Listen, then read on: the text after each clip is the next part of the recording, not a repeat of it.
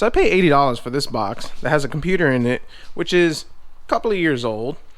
Wasn't designed for gaming, more the office thing. And, well, it's not a Dell, so that's a cool thing too. And in this video, we're going to open it up. We're going to see what specs it has and just run it right out of the box as is and see how well it performs and see if for the $80 I spent, was it well worth it. So let's get started. So computer prices have been drastically dropping, especially on the used market. I mean, things have been pretty awesome.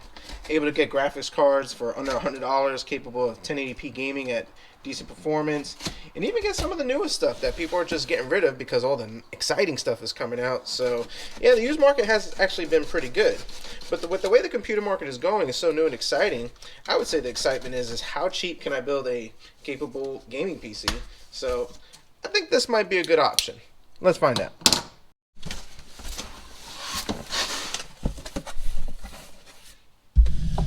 I gotta say, the packing on this thing, pretty decent, very respectable for what I paid for. It's got that whole thingy that, you know, inflates and kind of indents in it. You can actually see the OVO. Pretty nice.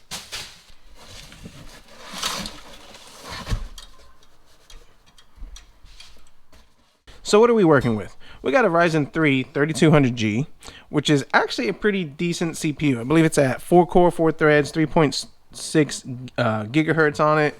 It has the whole Vega 8 graphics card, which is the iGPU. It's nothing fancy, but it might be just enough to actually tickle our fancy with a couple of games. Came with 8 gigs of single channel memory. It's DDR4. Dual channel would be best, but we're going to just run this as is and see how bad it is to actually run it as is, or do we just need to go straight to upgrades? And although not the best in common practice, mechanical hard drive, 1 terabyte, and we're just gonna run it. We're just gonna run it, go, wait 10,468 years, and hope that Windows installs and the games load before my great-grandchildren get to play with this computer. And just like anything else, this is level 1 right over here. So as soon as we get enough experience points, do a couple of battles, maybe win a couple of rounds in the old Fortnite, we should be able to get up to like level 2 or level 3. So now I'm really liking how small it is. I mean, we have the whole option right over here for the M.2s, which is pretty cool. That actually saves a lot of space. And if we wanted to put an SSD in here, we'd probably have to rig it up somewhere with this. But it's really small and compact, and I'll put the old specs and dimensions up on here. And yeah, that's actually pretty nice. So now what I want to do first is actually just get this cooling fan. Can we get it? Yep. Right off. And surprisingly, this thing is very, very clean. I mean, I don't know if this is just one of those new old stocks or whatever it is, but I mean, there's no dirt on here. But what I want to do is, like I said, change the thermal paste, put fresh thermal paste on there, as I like to get rid of the whole potential thermal throttling thing. So let's do that. And I'm assuming these screws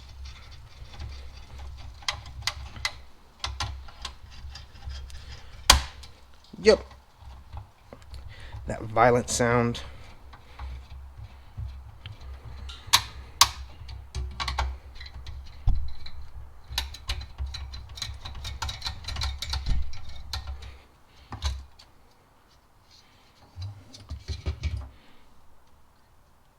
You know, I probably didn't even need to change this thermal paste. Still feels wet. Decent spread, so I'm just gonna do the right thing and just jack it up and put way too much thermal paste on it and just hope for the best.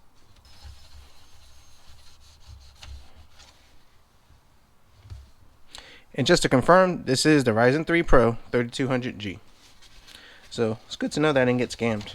For memory, just because I'm curious on what they put in here. Samsung, it's the whole DDR4 8 gig stick, and it's the 2666 speed. Lenovo. Like I said, I'm just gonna run it as is, right out of the box, and get an idea of somebody who's trying to save $1. You know, what can they expect if they don't have the ability, the funds, or the means to just upgrade it as is? And you know, sometimes people just can't do those type of things. So for the power supply, for any of those who are wondering, 80 plus bronze, 210 watts. it's a little low. And the thing with these type of small power supplies is that you really can't put a beefier graphics card because it doesn't have the PCI supplemental power. But something like a RX 6400 should work and actually make this thing a lot better. So just in case anybody was wondering. So the cooler's in, first thermal paste, but I gotta say, I'm still totally amazed how clean this thing is. And this is a used computer. I mean, I haven't cleaned it. I haven't done nothing. And there's like no dust on it. 40,100. Yep. That's how many frames per second we'll get. Well, we could get if we had RGB. But anyways, yeah, just very impressed. Maybe they had it, new old stock, just sat somewhere. Very interesting. So I'm gonna put this thing back together, which is pretty much very simple, as this is a very easy computer to work on. I mean, look how slim it is. I mean, this one is pretty nice, you know? I'm kind of liking this thing. So we'll get the panel on, let's install some Windows 11, and let's see what she can do. Several hours later, I'll tell you what, mechanical drives, definitely don't recommend using those as far as your primary drives. Took a while to install Windows, not as bad as I thought, but installing these games and updates just took forever. So first game we're going to use is Shadow of the Tomb Raider. Tried already running it at 1080p, but when you're looking at like 10 to 20 frames per second at lowest settings, yeah, definitely not a good experience. So now we're going to try this at 720p. I have it at low settings, and let's see how the benchmark goes and how many frames we can get. Is it playable? Is it doable? Let's find out. So at 720p low settings, is it playable? Not really. I mean, yes, we've doubled our performance, getting us closer to 25, 26 frames per second, but the dips to like the single digits, definitely not good. And even just looking at it at these low settings, the game just doesn't have that crispness, and that intensity that I kind of enjoy about playing this game. So yeah, I kind of figured that as much. So let's go ahead and let's just say that we're averaging 20 frames per second at 720p low settings. Let's try one more game, and then we'll move on to level 2. So Fortnite. So like I've said before, you gotta know the area or the clientele that you're selling to. So in my area, this is one game that if you're able to get like 60 frames per second at 1080p, at least low to medium settings, it will sell very easily. And what it is that a lot of people are just trying to get their feet wet and just get into PC gaming, and then they come back and they want you to upgrade. So I get asked this question all the time for every computer I sell. Can it play Fortnite? And if it can, and I can show that it plays 60 frames per second and looks pretty decent, people go to town on it. So 1080p, performance mode, and we're averaging, I don't know, I would probably say about 50 frames per second. It goes up to 63, so it's playable. It looks pretty good and not bad. GPU usage 80%, CPU usage about 70%. So, and what's surprising about this combination is that the lows haven't been too bad, and I haven't had stutters compared to a lot of even better hardware I have. So it's very interesting. But then again, we are running performance mode, and that's kind of like a little cheat for it. So overall, not too bad.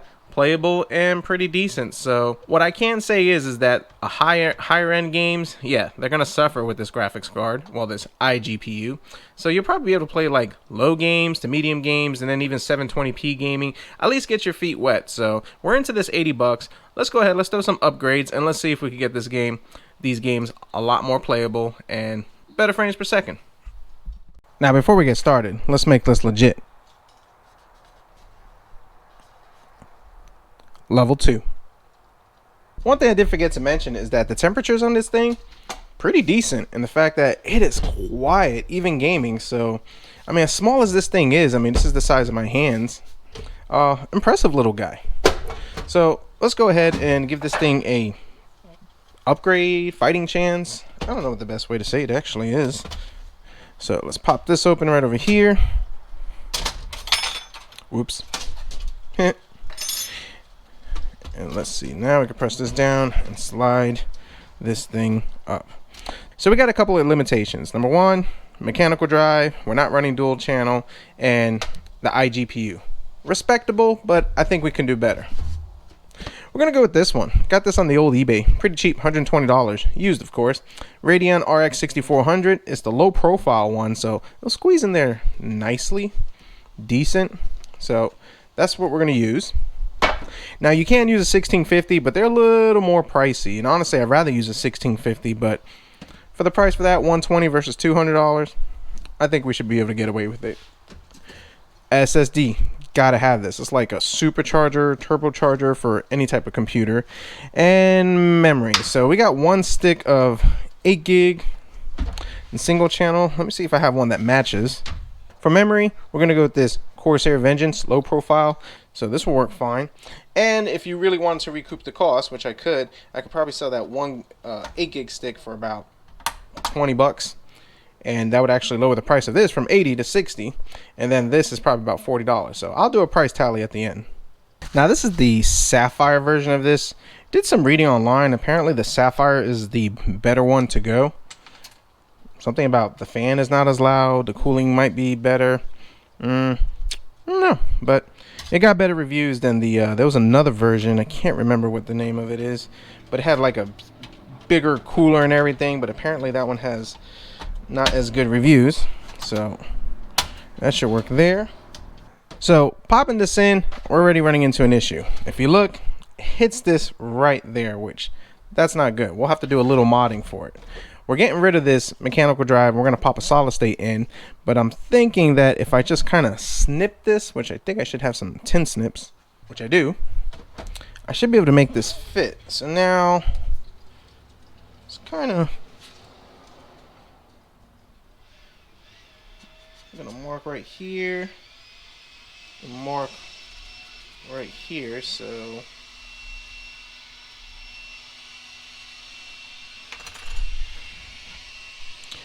I'm thinking this area right over here, if I cut it, it should work. And honestly, when you're modding a computer, this is the nature of the beast. This is what you have to do sometimes to get things working, and that's exactly what we're gonna do on this one. This thing cuts it very easily. Hopefully I don't slice my finger open.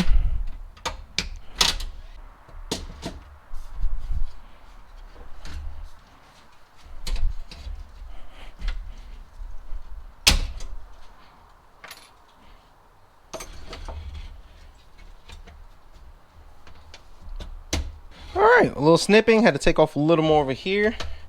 And that will clear perfect. So now, of course, doing that, we're not going to be able to use our mechanical drive, but that's fine. We don't really want to ever use that unless we have to, but we don't. So now we got to mount our SSD, which that's going to go where the mechanical drive was, and we need to figure out a way to hold it in, and that's nothing that a little zip tie action won't fix.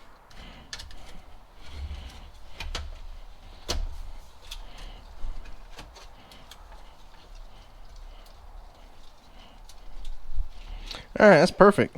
That's not going anywhere. Nothing is touching. Let me kind of jiggle and move it around. Got perfect clearance. So now let's make sure this panel fits, which it should. Yep. Well, plenty of clearance on the top, bottom. So looks good. Very happy with it. And everything fits in there nicely. And just like any other computer that was not designed for something, you're always going to have to do some modding. So I'm going to go ahead, I'm going to put the panel back on. That way when we do some testing, you kind of get an idea of how loud or not loud this thing is, or if it starts to thermal throttle. So let's switch to that.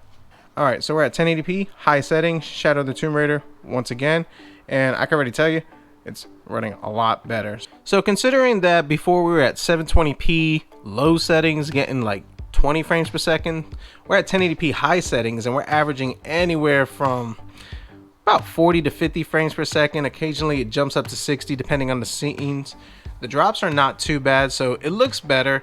It is way playable, and yeah, definitely a greater experience. So I mean, considering where we started before and where we're at now, pretty decent boost for $120 on this $80 machine. So let's go ahead, let's check out the old Fortnite and let's see how much of a difference we got with this graphics card.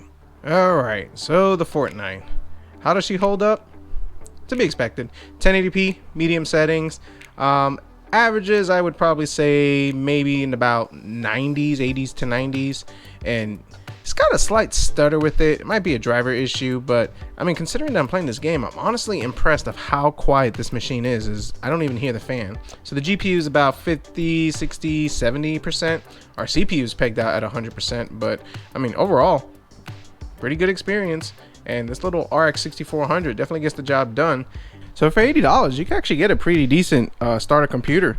I mean, with the Ryzen 3 3200, the graphics on it wasn't the greatest, but we were actually able to play the games, get our feet wet. And if you were to play the potato games and even medium type style games, you can still get a good experience gaming on it.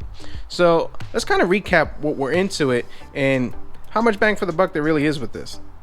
So our grand total for it is $260. $20 for the SSD, $40 for the memory. That I couldn't find anything cheaper, but it is what it is on that. And for $260, not too bad of a gaming experience. Now, if I was to flip this thing, I probably could flip it for about $350 to $400 in my area. And here's why. Number one, the size of this thing is pretty nice, and a lot of people are kind of getting into the whole ITX mini computer things, and I find that if I'm able to get one of these to game at 1080p, people will pick them up really quick and they'll definitely grab it. And this RX 6400 does do a great job of it. Now the 1650 from Nvidia would be the way to max it out. It would be the way I would go, but we're gonna spend a little more money on it, and well, I didn't have that type of money to go with it, so this works for now. So $260 for a computer that's small, compact, pretty decent at gaming. I definitely think it's worth it, and that's kind of the goal that I'm trying to go with. Trying to go with the whole 200 to 250, trying to keep in that range, and I think we're kind of getting back to that, especially with the way the used market is, and prices just keep dropping, and even some of the new stuff I'm seeing it drop a lot significantly. So that's definitely something to consider. So I hope you enjoyed this video. Thanks for watching. Definitely comment down below, let me know your thoughts. Subscribe to the channel, definitely hit the like button, and as always, we'll see what we come up with next.